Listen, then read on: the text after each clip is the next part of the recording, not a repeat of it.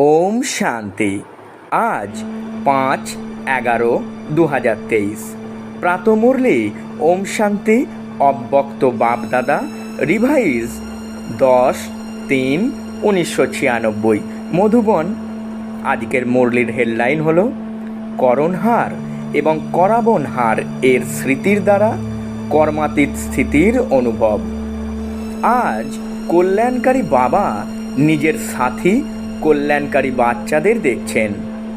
সব বাচ্চা খুবই একাগ্রতার সাথে ভালোবাসার সাথে বিশ্ব কল্যাণের কার্যে নিয়োজিত রয়েছে। এমন সাথীদের দেখে বাপদাদা সদা বাহ সাথী বাহ বাচ্চারা এই গীত গাইতে থাকেন। তোমরাও সবাই বাহ বাহ এর গীত গেয়ে থাকো, তাই না?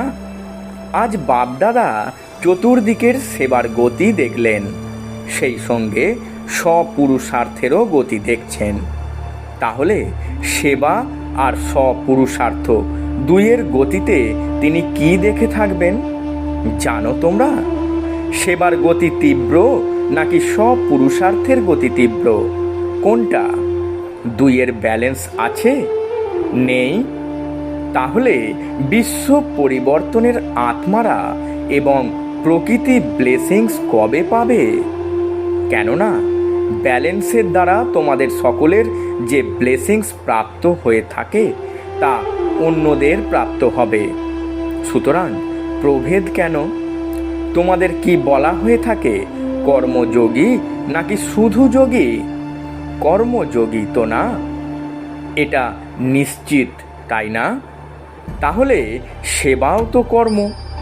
তোমরা যখন কর্ম করো, বলো কিংবা দৃষ্টি দাও, কোর্স করাও, মিউজিয়াম এর ব্যাপারে বোঝাও, সেই সব শ্রেষ্ঠ কর্ম অর্থাৎ সেবা।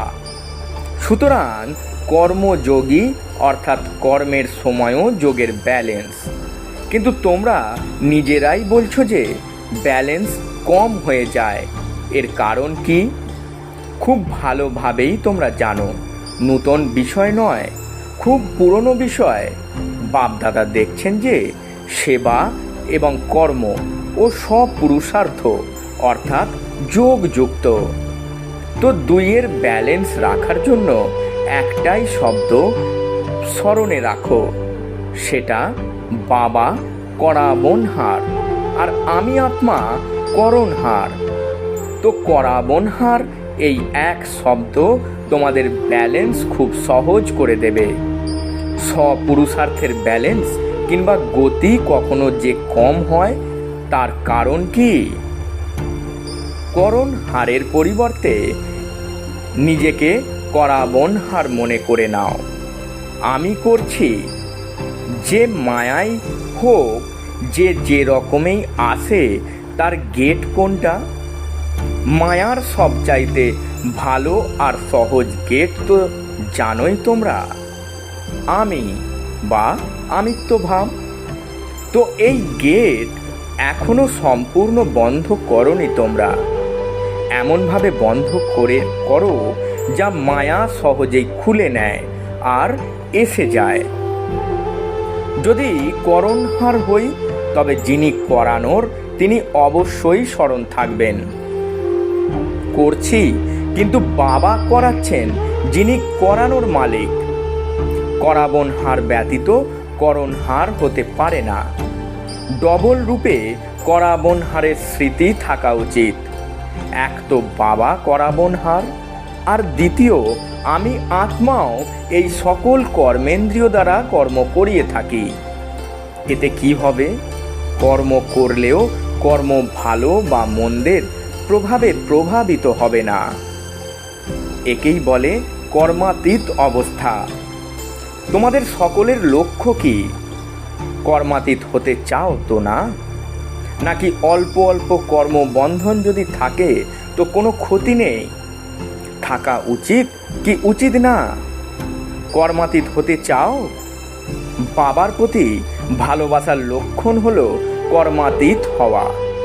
সুতরাং করাবনহার হয়ে কর্ম করো, করাও। কর্মেন্দ্রিয় সমূহ তোমাদের দিয়ে যেন না করায়, বরং তোমরা কর্মেন্দ্রিয় দ্বারা করাও। একদম নিজেকে স্বতন্ত্র মনে করে আমি করিও, এই কনসাসনেস যেন ইমার্জ রূপে থাকে, মার্জ রূপে নয়।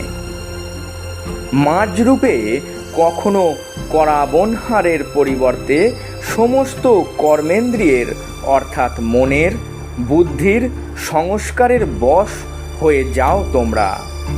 কারণ আমি করাবনহার আত্মা, আমি মালিক, বিশেষ আত্মা, মাস্টার সর্বশক্তিমান আত্মা। এই স্মৃতি মালিক ভাবের পুনরুদ্বেগ করে, নয়তো কখনো মন তোমাদের চালনা করে আর কখনো তোমরা মনকে চালনা করো।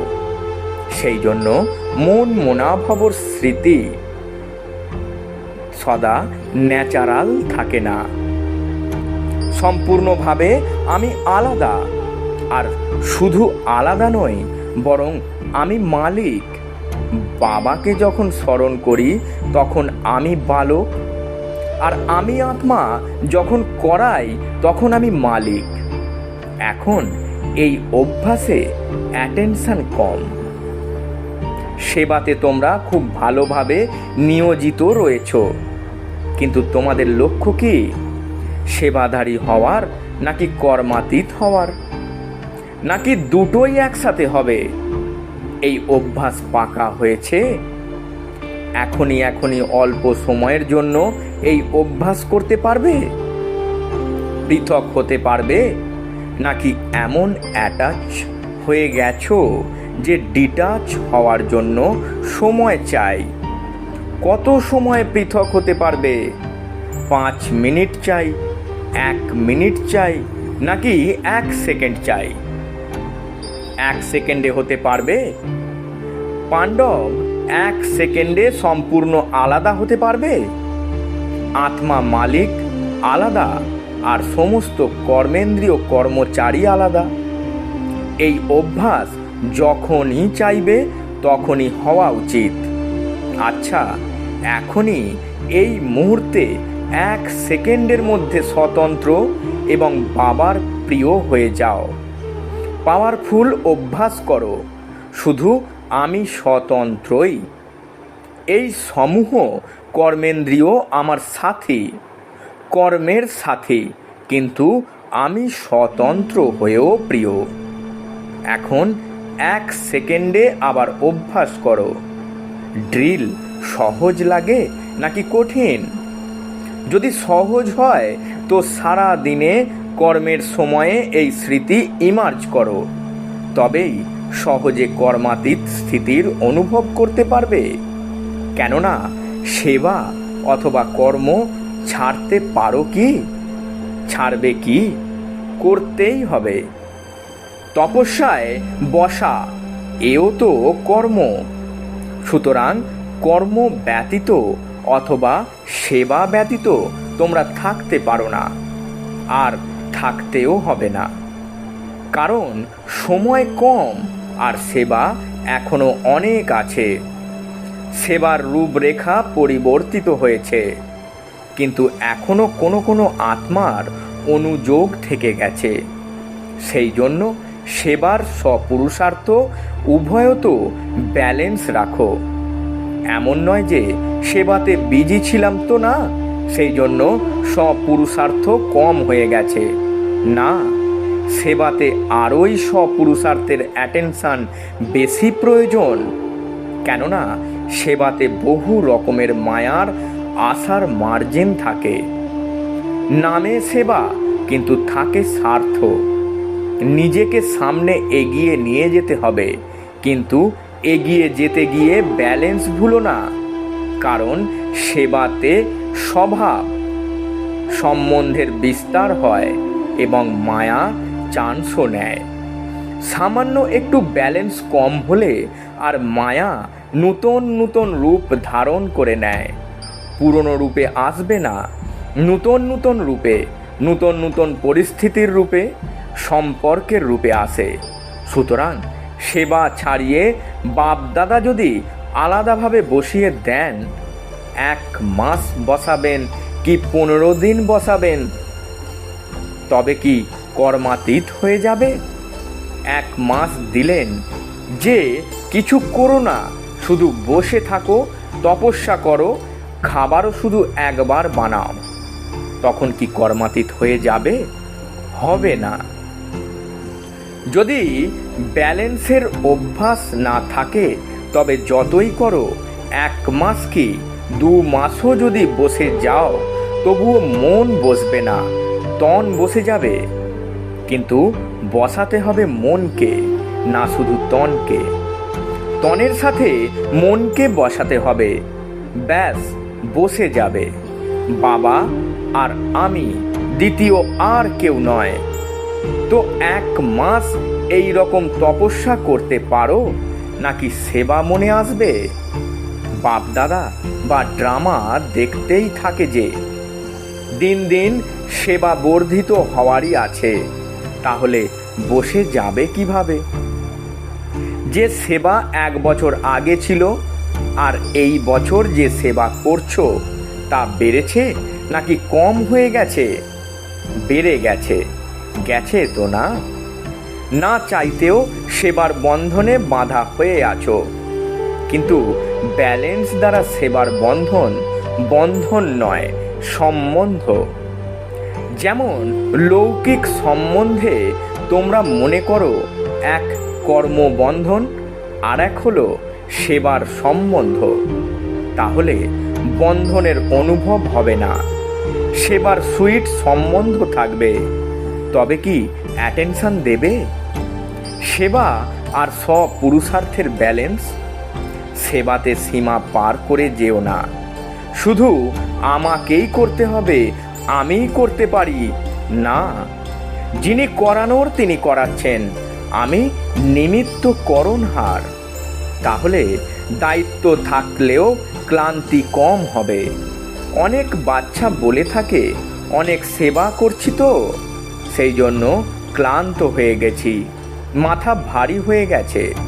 তো মাথা ভারী হবে না, বরং করাবনহার বাবা আরোই খুব ভালো মেসেজ করবেন, আর মাথা আরোই ফ্রেশ হয়ে যাবে। পরিশ্রম হবে না, এক্সট্রা এনার্জি আসবে। শুধু সায়েন্সের ওষুধে শরীরে এনার্জি আসতে পারে, তাহলে কি বাবার স্মরণে আত্মাতে এনার্জি আসতে পারে না? এছাড়া আত্মাতে এনার্জি যদি আসে তো শরীরে তার প্রভাব অটোমেটিক্যালি পড়ে। তোমরা অনুভবীও, কখনো কখনো তো অনুভব হয়, তারপর চলতে চলতে লাইন বদল হয়ে যায়, আর তোমরা জানতেও পারো না। যখন উৎসাহ হারিয়ে যায়, ক্লান্তি বা মাথা ভারী হয়ে যায়, তারপরেই বোধ আর বুদ্ধি আসে, কি হয়েছে, কেন হয়েছে। কিন্তু শুধু একটা শব্দ করণহার ও করাবনহার স্মরণ করো, কঠিন নাকি সহজ? বলো হাঁ জি। আচ্ছা, এখন 9 লাখ প্রজা তৈরি করেছ, বিদেশে কতজন হয়েছে? 9 লাখ হয়েছে। আর ভারতে কি হয়েছে? তৈরি হয়নি। তো তোমরাই সমাপ্তির কাঁটা সামনে এগোতে দিচ্ছ না। ব্যালেন্স রাখো, ডায়মন্ড জুবিলি না? তাহলে খুব সেবা করো, কিন্তু ব্যালেন্স রেখে সেবা করো, তাহলে দ্রুত প্রজা তৈরি হয়ে যাবে, টাইম লাগবে না। প্রকৃতিও এখন খুব ক্লান্ত, আত্মারাও নিরাশ হয়ে গেছে। আর যখন নিরাশ হয় তখন কাকে স্মরণ করে? ভগবানকে, বাবাকে স্মরণ করতে থাকে। কিন্তু সম্পূর্ণ পরিচয় না জানার কারণে তোমাদেরকে অর্থাৎ দেবী দেবতাদেরকে বেশি করে স্মরণ করে থাকে। তো নিরাশ আত্মাদের ডাক তোমরা শুনতে পাচ্ছ না? শুনতে পাচ্ছ নাকি নিজের মধ্যেই এখনো ডুবে রয়েছ? মার্সিফুল না তোমরা? বাবাকেও কি বলা হয়? মার্সিফুল, মানে করুণাময়। অন্য সব ধর্মের লোকেরা অবশ্যই মার্সি প্রার্থনা করবে, করুণা প্রার্থনা করবে, সুখের প্রার্থনা নয়, বরং মার্সি সকলের চাই। তাহলে কে সেটা দেবে? তোমরাই তো দেবে, তাই না? নাকি নেবে, নিয়ে তারপর দেবে? দাতার বাচ্চা তো তোমরা। নিজেদের ভাই বোনেদের উপর ক্ষমাশীল হও, আর ক্ষমাশীল হয়ে সেবা করলে তাতে নিমিত্ত ভাব স্বভাবতই থাকবে। যে যত খারাপই হোক না কেন, কিন্তু তুমি যদি তার প্রতি ক্ষমাশীল হও, তবে তার প্রতি কখনো তোমার ঘৃণা কিংবা ঈর্ষা বা ক্রোধের ভাবনা আসবে না। দয়ার ভাবনা সহজেই নিমিত্ত ভাবকে ইমাজ করে দেয়। স্বার্থকেন্দ্রিক দয়া নয়, সত্যিকারের দয়া। স্বার্থকেন্দ্রিক দয়াও হয়ে থাকে। কোনো আত্মার প্রতি যদি মোহ থাকে আর মনে করছো তার প্রতি দয়া করছো, সেটা হবে স্বার্থকেন্দ্রিক দয়া। সত্যিকারের দয়া নয়। সত্যিকারের দয়াতে কোনো মোহ থাকে না, কোনো জাগতিক ভাব নেই। আত্মা আত্মার প্রতি দয়া করছে। দেহ অভিমান বা দেহের কোনো কোনো প্রকারের আকর্ষণের নামটুকুও থাকবে না। কারোর আকর্ষণ বডিতে থাকে, আবার কারোর আকর্ষণ গুণের প্রতিও থাকে, বিশেষত্বের প্রতিও থাকে। কিন্তু বিশেষত্ব বা গুণ প্রদানকারী কে? আত্মা যত বড় হোক না কেন, কিন্তু সে নিয়ে থাকে বাবার থেকেই। তার নিজের নেই, বাবা দিয়েছেন, তবে তা বাবার থেকেই নেব না কেন? সেই জন্য বলা হয় স্বার্থকেন্দ্রিক দয়া নয়। কোনো কোনো বাচ্চা আবার মেকি ভানও করে। রয়েছে স্বার্থকেন্দ্রিক দয়া, অথচ মুখে বলবে আমার খুব দয়া হলো। আর কিছু তো না, একটু না হয় দয়াই করলাম। কিন্তু চেক করো, নিঃস্বার্থ দয়া রয়েছে নাকি স্বার্থকেন্দ্রিক দয়া? কোনো অল্পকালের প্রাপ্তির কারণে দয়া না তো? তারপরে বলবে খুব ভালো আত্মা, খুবই ভালো, সেই জন্য একটু এতটুকুর জন্য নয়। কর্মাতীত যদি হতে হয়, তবে এই যে সমস্ত প্রতিবন্ধকতা রয়েছে, যেগুলি বডি কনসাসে নিয়ে আসে, সে খুব ভালো, কিন্তু তাকে ভালো বানিয়েছে কে? তার ভালোটাকে অবশ্যই ধারণ করো, কিন্তু তাতে প্রভাবিত হয়ে যেও না। কিছুর থেকে পৃথক আর বাবার প্রিয়। যে বাবার প্রিয় হয় সে সর্বদা সেফ থাকে, বুঝেছ? সেবার বৃদ্ধি যদি ঘটাতে চাও, আর বৃদ্ধি তো করতেই হবে, তবেই তো স্থাপনা কেউ নিকটে আনতে পারবে, নাকি না? নিকটে আনবে বাবা, আনবেন। তোমরা সকলে আনবে। বাবার সাথী তো তোমরা, না? বাবা একাও কিছু করতে পারেন না বাচ্চাদেরকে ছাড়া। দেখো, বাবাকে যদি কিছু বোঝাতেও হয়, তবে তার জন্য শরীরের সাহায্য নিতে হয়। শরীরের সাহায্য ছাড়া কথা বলবেন কিভাবে? যদি পুরনো গাড়িও হয়, সেটাও চলবে, কারণ তার আধার নিতে হবে। আধার ছাড়া কথা বলতে পারবেন না। ব্রহ্মা বাবার সাহায্য নিয়েছেন না, তবেই তো তোমরা ব্রাহ্মণ হয়েছ। ব্রহ্মা কুমার বলতে পারছো নিজেদেরকে, শিব কুমার বলো না। কারণ নিরাকার বাবাকে সাকারের আধার নিতেই হয়। যেমন সাকার ব্রহ্মা বাবার আধার নিয়েছেন, এখনো ব্রহ্মার অব্যক্ত ফরিস্তা রূপের আধার না নিয়ে তোমাদেরকে প্রতিপালন করতে পারেন না। সাকার রূপী নিন কিংবা আকার রূপী নিয়ে থাকুন, কিন্তু আত্মার আধার সাহায্য তো নিতেই হয়েছে। এমনিতে তো তিনি হলেন অলমাইটি অথরিটি। জাদুকর যদি বিনাশী খেলা সেকেন্ডে দেখাতে পারে, তবে অলমাইটি অথরিটি যেটাই চান সেটা করতে পারেন না? করতে পারেন? এখনই বিনাশকে নিয়ে আসতে পারেন? একা নিয়ে আসতে পারেন? একা নিয়ে আসতে পারেন না। তিনি অলমাইটি অথরিটি হলেও তার সাথী অর্থাৎ তোমাদের সাথে সম্বন্ধে বাঁধা রয়েছেন। তাহলে বাবার তোমাদের প্রতি কতখানি ভালোবাসা রয়েছে? চাইলেই করতে পারেন, কিন্তু করতে পারবেন না। জাদু কাঠি ঘোরাতে পারেন নাকি? কিন্তু বাবা বলেন রাজ্য অধিকারী কারা হবে? বাবা হবেন কি? তোমরা হবে। স্থাপনাও করতে পারেন, বিনাশও করতে পারেন, কিন্তু রাজত্ব করবে কারা? তোমাদেরকে ছাড়া কাজ হবে? সেই জন্য তোমাদেরকে সবাইকে বাবার কর্মাতীত বানাতেই হবে। কর্মাতীত হতেই হবে, নাকি বাবা বলপূর্বক বানাবেন? বাবাকে তো বানাতে হবে, আর তোমাদের নিজেদেরকে হতেই হবে। এটাই হলো সুইট ড্রামা। ড্রামা ভালো লাগে তো না?